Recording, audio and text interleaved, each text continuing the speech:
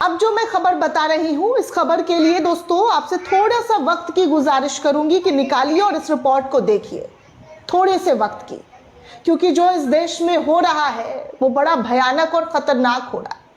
इस देश के मुसलमानों के खिलाफ बहुत ही खतरनाक साजिश रची जा रही है, और वो भी बड़े लेवल पर।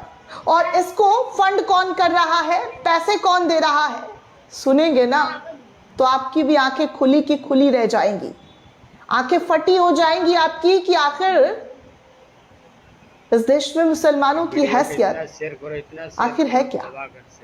क्योंकि फंड हो रहा है इस देश में मुसलमानों को हटाने के लिए, पैसे डाले जा रहे हैं इस देश के मुसलमानों को बाहर भेजने के लिए, उनके खिलाफ षड्यंत्र रचने के लिए। और ये पैसा कौन दे रहा है, तो ये पैसा मोदी सरकार के मंत्री के मंत्रालय के जरिए दिया जा रहा है।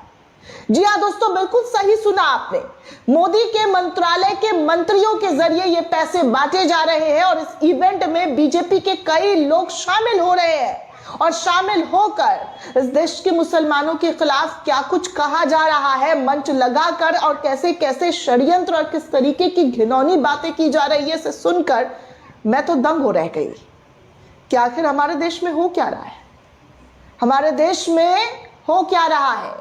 हमारे देश में मुसलमानों के साथ इतना घिनौना खेल, इतना साजिश रचा जा रहा है, और पैसा भारत सरकार के जरिए दिया जा रहा है। वाह भाई वाह, क्या किया जाए, क्या कहा जाए, क्या बोलूं मैं दोस्तों, क्योंकि मेरे पास तो शब्द कम पड़ रहे हैं ऐसे रिपोर्ट्स देखकर। अंदर से मैं कांप चुकी हूं, हिल चुकी हूं कि ऐसा भी कुछ हमें देखने सुनने को मिलेगा। और ऐसी भी कोई खबर मैं आपको बता रही होंगी जहां पर मोदी सरकार ने 63 लाख रुपए खर्च कर दिए मुसलमानों को हटाने के लिए। मुसलमानों को हटाने की मांग करने वाले इवेंट पर 63 लाख रुपए मोदी सरकार के जरिए खर्च कर दिए गए हैं। सोच रहे कितनी भारी रकम है और कितनी बड़ी रकम है। 63 लाख रुपए मुसलमानों का इस देश से कैसे खात्मा हो, कैसे इस देश से उनको निकाला जाए, कैसे उनके खिलाफ षड्यंत्र रचा जाए, इस इवेंट का पूरा सार ही यही था। और कहा तो मोदी जी के दफ्तर से कुछ ही मील पर ये तमाम चीजें हो रही थी, और इसमें लोग शिरकत कर रहे थे।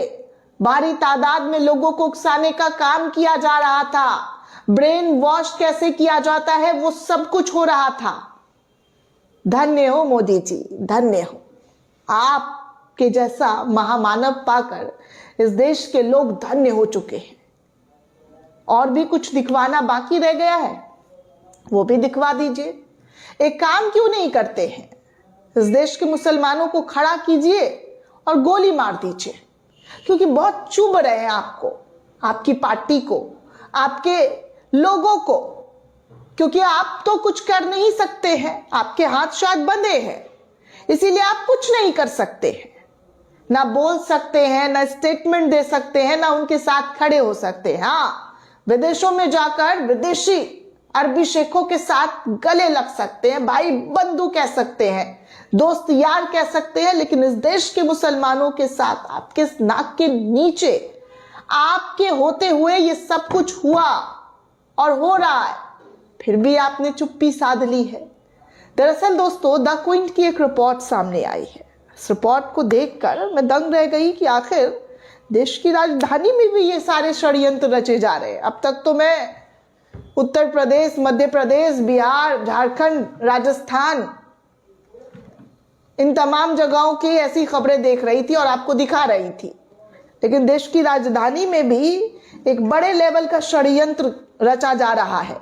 और इस इवेंट में मुसलमानों को कैसे खत्म किया जाए, इस देश के 25% मुसलमानों को कैसे बाहर निकाला जाए, इसको लेकर एक इवेंट करवाया गया। और इस इवेंट में सरकार के जरिए सरकारी पैसे दिए गए। खैर, द क्विंट की ये रिपोर्ट आपको बता दूं दोस्तों कि 25% भारतीय मुसलमानों को बाहर फेंक दो, भारत को हिंदू राष्ट्र बनाओ, बड़े पैमाने पर धर्म परिवर्तन और मुसलमानों को इस देश से बाहर निकाला, ये सब कुछ मांगे थी जो 13-14 दिसंबर को दिल्ली के भारत मंडपम में उठी। जी हाँ दोस्तों, दिल्ली के भारत मंडपम में जो प्रधानमंत्री के कार्यालय से उनके घर से कुछ ही दूरी पर है, वहां पर उठी। ये सब हुआ सनातन संस्था द्वारा आयोजित सनातन राष्ट्र शंखनाद महोत्सव के दौरान। द क्विंट ने सबसे पहले इस इवेंट में दिए गए नफरती भाषण यानी कि हेट स्पीच का खुलासा किया। उसके बाद द क्विंट ने बताया कि इस कार्यक्रम में केंद्रीय संस्कृति मंत्रालय और दिल्ली के पर्यटन मंत्रालय का साथ मिला हुआ था। इस कार्यक्रम में केंद्रीय मंत्री गजेंद्र सिंह शेखावत, श्रीपद नायक, संजय सेठ और दिल्ली के पर्यटन मंत्री कपिल मिश्रा ने भी हिस्सा लिया। इस मामले को आगे बढ़ाते हुए द क्विंट के जरिए आरटीआई के तहत दोनों संबंधित मंत्रालयों से पूछा गया कि क्या उन्होंने इस आयोजन के लिए कोई फंड या पैसा दिया था। तो द क्विंट को आरटीआई के जवाब में क्या मिला है आपके सामने रख रही हूं। द क्विंट कहता है कि हमें पता चला कि केंद्रीय संस्कृति मंत्रालय ने सनातन संस्था को 63 लाख रुपए दिए थे। मंत्रालय ने अपने जवाब में और क्या क्या दिया है ये भी मैं आपको पढ़कर बताना चाहूंगी। इसमें बताया गया कि हमें दिल्ली के पर्यटन मंत्रालय की ओर से अभी तक कोई जवाब जो है वो नहीं दिया गया। हालांकि इस कार्यक्रम में जो नफरती भाषण है उसके कुछ हिस्से द क्विंट के जरिए छापे गए, जिनमें सुरेश चौहान के जो सुदर्शन टीवी का प्रमुख है, जो लगातार विवादित बयान नफरती भाषण देता रहता है, वो भी इस मंच पर पहुंचा और यहां पर कहा कि भारत में फिलहाल 25% मुसलमान घुसपैठिए हैं। वो बांग्लादेशी, पाकिस्तानी और अफगानी है। एनआरसी लाओ और उन्हें भारत से बाहर निकालकर फेंको।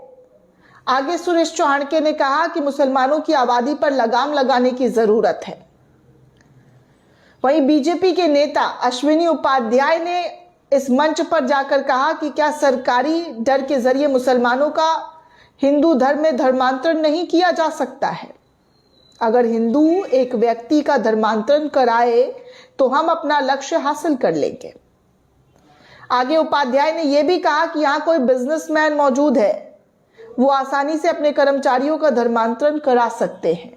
जी हाँ, यहाँ कई बिजनेसमैन मौजूद हैं, वो आसानी से अपने कर्मचारियों का धर्मांतरण करा सकते हैं और धर्मांतरण कराने के बाद वो अपना लक्ष्य हासिल कर लेंगे। आगे राहुल दीवान हिंदू फंड, इनके जरिए कहा जा रहा है कि हमें आक्रामक रणनीति की जरूरत है, हमें संवैधानिक हिंदू राष्ट्र चाहिए। अगर वो लड्डुओं में अमोनियम नाइट्रेट मिला दे तो लाखों हिंदुओं को मार दिया जाएगा, मारे जाएंगे। ऐसे ऐसे शब्दों का इस्तेमाल इस मंच पर किया गया है। मतलब खुद की बनाई हुई गाथा, खुद की बनाई हुई थ्योरी, स्टोरी इस मंच से सुनाई जा रही है। बड़ी मनोहर कथा सुनाई जा रही है कि कैसे मार दिया जा सकता है, कर दिया जा सकता है और ये हो सकता है, वो हो सकता, सब काल्पनिक जो बातें हैं इस मंच से लोगों के दिमाग में भरने की पूरी कोशिश की। मुद्दा ये नहीं है दोस्तों कि 63 लाख रुपए कोई बड़ी रकम है या छोटी। सवाल तो ये है कि टैक्स भरने वाली जनता का पैसा ऐसे कार्यक्रमों में क्यों इस्तेमाल किया जा रहा है, जहां एक पूरे समुदाय के खिलाफ उनकी सफाई की बात की जा रही है। आखिर टैक्स पेयर उस कार्यक्रम का बिल क्यों भरे जो हिंदू राष्ट्र की मांग सीधे तौर पर हमारे संविधान के खिलाफ कर रहा है।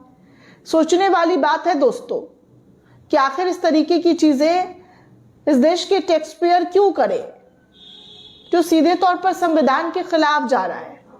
और हमारे देश की सरकार देखिए कितनी बेहतरीन सरकार है, 21 तोपों की सलामी देनी चाहिए इनको। तो ऐसे ऐसे कार्यक्रम में ये लोग पैसा दे रहे हैं।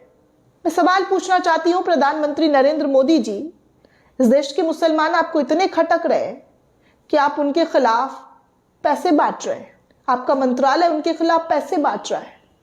इतने बुरे इस देश के मुसलमान, तो एक साथ खत्म कीजिए ना कहानी। क्यों रोज रोज का हंगामा, रोज रोज का बवाल इस देश को देखने को मिल रहा है। एक तरफा वोट मिलेगा या फिर और कोई प्लानिंग प्लॉटिंग चल रही है ऐसे संगठनों के जरिए, क्योंकि आपके मंत्रालय के जरिए पैसे तो भर भर कर दिए जा रहे हैं इस देश में मुसलमानों को निकालने के लिए। ऐसे ऐसे इवेंट्स हो रहे हैं, क्या इसका मकसद है? देखो तो लगता है बहुत छोटी सी चीज है, लेकिन अगर सोच कर देखिए दोस्तों तो कितना बड़ा और कितना घिनौना खेल खेला जा रहा है इस देश के मुसलमानों के साथ। सोचिए दोस्तों, और सोच समझ कर इस वीडियो को भी शेयर कीजिए कि हमारे देश में मुसलमानों की हालत क्या कर दी गई है। जय हिंद, जय भारत।